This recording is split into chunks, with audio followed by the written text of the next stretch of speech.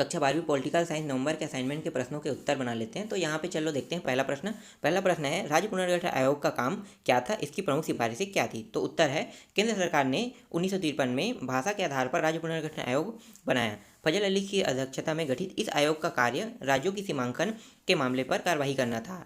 इसने अपनी रिपोर्ट में स्वीकार किया कि राज्यों की सीमाओं का निर्धारण वहाँ के बोली जाने वाली भाषा के आधार पर होना चाहिए। अब इसकी सिफारिशें क्या है उसको भी देख लेते हैं। तो इस आयोग की प्रमुख सिफारिश निम्नलिखित है। पहला है, भारत की एकता व सुरक्षा की व्यवस्था बनी रहनी चाहिए, मतलब भारत की जो एकता है और सुरक्षा है उसको किसी भी प्रकार से कोई भी नुकसान नहीं होना चाहिए। दूसरा है, राज्यों का गठन भाषा के आधार पर किया जाना चाहिए। ठीक है, राज्यों का गठन किसके आधार पर किया जाना चाहिए, भाषा के आधार पर, क्योंकि भाषा के आधार पर मांग जब उठा तो भाषा के आधार पर बनाने की अनुमति मिल चुकी है। ठीक है, तो ये हो गया। तीसरा है, भाषाई और सांस्कृतिक सजातीयता का ध्यान रखना चाहिए। ठीक है, भाषा को भी और भाषा का ध्यान रखना चाहिए और उसकी जो सांस्कृतिक कला है उसका भी ध्यान रखना चाहिए भाषा के आधार पर अगर राज्य का गठन करते हैं तो। उसके बाद चौथा है, वित्तीय तथा प्रशासनिक विषयों की ओर उचित ध्यान देना चाहिए। ठीक है, वित्तीय और प्रशासनिक क्या होता है, प्रशासनिक जैसे कोई नौकरशाही जो अधिकारी है उसको हम प्रशासनिक कह लेते हैं, और वित्तीय मतलब फंड, पैसे को वित्तीय से लिया जाता है, तो उसका उचित ध्यान दिया जाना चाहिए।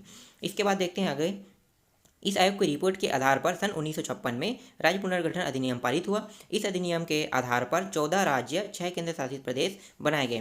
भारतीय संविधान में वर्णित मूल वर्गीकरण की 4 श्रेणियों को समाप्त कर 2 प्रकार की इकाइयाँ रखी गई। ठीक है, पहला प्रश्न आपको समझ में आ गया। चलो देखते हैं दूसरा प्रश्न। दूसरा प्रश्न है, भारत विभाजन के प्रमुख कारणों को लिखे। तो भारत विभाजन के प्रमुख कारण लिख लेते हैं। तो भारत विभाजन के प्रमुख कारण में देखो यहाँ पे पहला है, कांग्रेस की तुष्टीकरण की नीति। देखो कांग्रेस की तुष्टीकरण की नीति क्या होती है, तो चलो देखें इसको।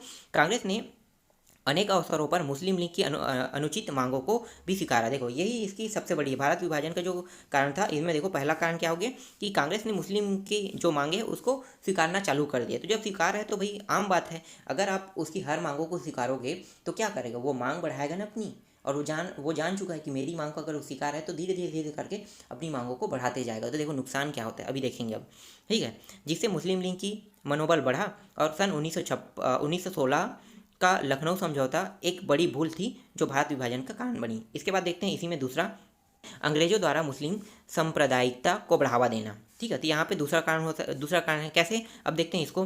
तो ब्रिटिश सरकार ने 2 राष्ट्रों के सिद्धांत का समर्थन किया। सन 1870 ईस्वी में ही अंग्रेजों ने मुस्लिम को संरक्षण देना प्रारंभ कर दिया था।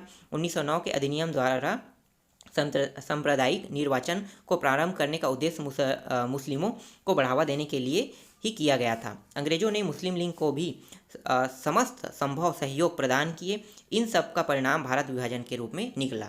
देखो अंग्रेज क्या करते थे कि करो बांटो और राज करो की नीति अपना रहे थे, इसलिए क्या करते थे वो लोग जितने धर्म थे ना वो सभी धर्मों को लेना चालू कर दिए। साथ ही साथ धर्मों के साथ उनके जैसे कास्ट है उनको भी बांटना चालू कर दिए थे। इसीलिए क्या है, बांटो और राज करो की नीति के तहत वो लोग शासन करते थे। चलो आगे देखते हैं तीसरा, मुस्लिमों की भावनाएं।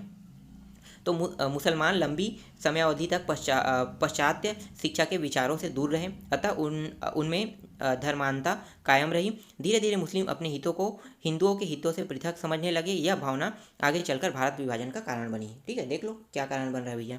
इसके बाद देखते हैं चौथा, अंतरिम सरकार में मुस्लिम लीग की सदस्यों को शामिल किया जाना। अब ये तो सबसे बड़ी मूर्खता थी क्योंकि अंतरिम सरकार में उन्होंने शामिल किया था, लेकिन खुद देखो क्या हुआ था, देखते हैं। अंतिम सरकार में मुस्लिम लीग के सदस्यों को शामिल करने के परिणाम स्वरूप सरकार की कार्यकारिणी विभाजित हो गई, जिसके कारण वह हिंदू मुस्लिम दंगों को रोक पाने में असमर्थ हो गई।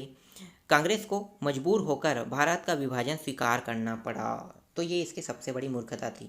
ऐसे वो लोग सोच तो ठीक रहते कैसा करने पे ये सब चीज़ नहीं होगा, लेकिन जिन्ना तो मानने वाले नहीं थे, जिन्ना अपना काम पे अड़े हुए थे। अपने मुस्लिम लीग जो अंतरिम सरकार उसमें अपने लोगों को भी शामिल करा दिया और विभाजन भी करवा दिया। देखो क्या दिमाग लगाया था, लेकिन उसका परिणाम उनको देखने को मिला। जब पाकिस्तान विभाजन हुआ तो जिन्ना को उसका नुकसान उठाना पड़ा। चलो आगे देखते हैं तीसरा प्रश्न क्या है, योजना आयोग को कोई 4 कार्य लिखे। तो हमें योजना आयोग के कोई 4 कार्य लिखे हैं। तो देखते हैं पहला कार्य क्या है, साधनों का अनुमान लगाना। दूसरा है प्राथमिकताओं का निर्धारण करना। ठीक है, तो देख लेते हैं सभी कारणों को। तो 4 कारण है, अभी 2 मैं आपको बता रहा हूँ। ठीक है, पहले देख लेते हैं साधनों का अनुमान लगाना। क्या होता है साधनों का अनुमान लगाना, तो योजना आयोग का सबसे प्रथम कार्य देश में उपलब्ध भौतिक एवं मानवीय तकनीकों तथा कर्मचारी वर्ग संबंधी साधनों का अनुमान लगाना। देश की आवश्यकता की तुलना में कम प्रतीत होने वाले साधनों की वृद्धि की संभावनाओं का पता लगाना है। दूसरा है प्राथमिकता का निर्धारण करना। देश में साधनों तथा लोगों की मूलभूत आवश्यकताओं को ध्यान में रखते हुए प्राथमिकताओं का निर्धारण किया जाता है, ताकि सीमित साधनों के की अंतर्गत विभिन्न उद्देश्यों की प्राप्ति की जा सके। इसके बाद तीसरा देखो, योजना का निर्माण करना, और चौथा है प्रगति का मूल्यांकन। ठीक है, तो इसको आप लोग लिख लेना, इसको समझाने की जरूरत तो नहीं है। चलो आगे देखते हैं, क्योंकि ये कारण है उसका। ठीक है, चलो देखते हैं चौथा प्रश्न क्या है। निजी क्षेत्र बनाम सार्वजनिक क्षेत्र के मुद्दों को लिखे।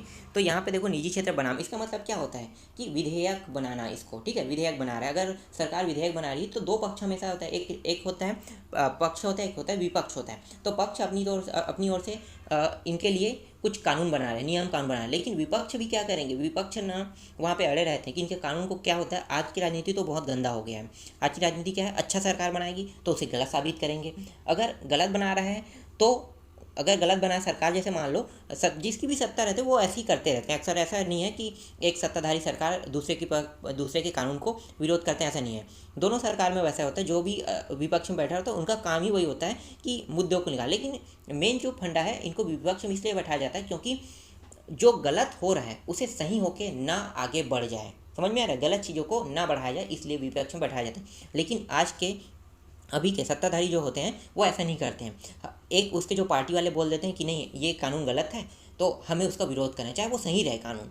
लोग चाहते हैं कि उस कानून पे विधेयक बने, लेकिन जो सत्ताधारी होते हैं वो क्या करते हैं कि वो लोग बनाने नहीं देने चाहते हैं, चाहे वो सही रहे। ठीक है, टॉपिक आप समझ रहे हैं। तो यही टॉपिक है, निजी क्षेत्र बनाम और सार्वजनिक क्षेत्र के मुद्दों पर लिखे क्या है। तो यहाँ पे देखो, पक्ष ने अपने हिसाब से तर्क दिया तो हम पक्ष के तर्क को भी रखेंगे।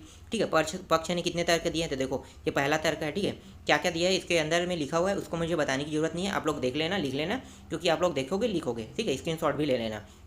फिर देखो दूसरा देख लेते हैं, तो दूसरा देख लो, दूसरा ये रहा। ठीक है, और यहाँ पे देखो दूसरा और तीसरा। ठीक है, यहाँ पे 3 दिया है पक्ष की तरफ से। अब विपक्ष के हम तर्क देख लेते हैं, तो विपक्ष के तर्क क्या क्या हो सकते हैं, तो देखते हैं। तो देखो विपक्ष भी 3 तर्क दिया है, तो देखो 1 2 3, इन तीनों तर्कों को आप लिख लेना, ये 100% एकदम करेक्ट आंसर है। ठीक है, इसके बाद देखते हैं नेक्स्ट प्रश्न। नेक्स्ट प्रश्न क्या है, बाद में सार्वजनिक क्षेत्र के ठीक ढंग से काम न करने की कोई 2 कारण बताएं। हमें सिर्फ 2 कारण बताना है, तो मैं बहुत ज़्यादा डेफिनेशन नहीं दूंगा, सिर्फ आपको 2 कारण डायरेक्ट दे देता हूँ। ठीक है, तो देखो निम्न 2 कारण कुछ इस प्रकार से है। पहला है, सार्वजनिक क्षेत्र में लाल फीताशाही और नौकरशाही का बोलबाला है, जिस कारण सार्वजनिक क्षेत्र की कार्यकुशलता निजी क्षेत्र में कम हो रहे हैं। दूसरा क्या है, सार्वजनिक क्षेत्र में सार्वजनिक उद्यमों की स्वायत्तता नहीं दी जाती, जिससे कार्यकुशलता में कमी आती है। अब देखो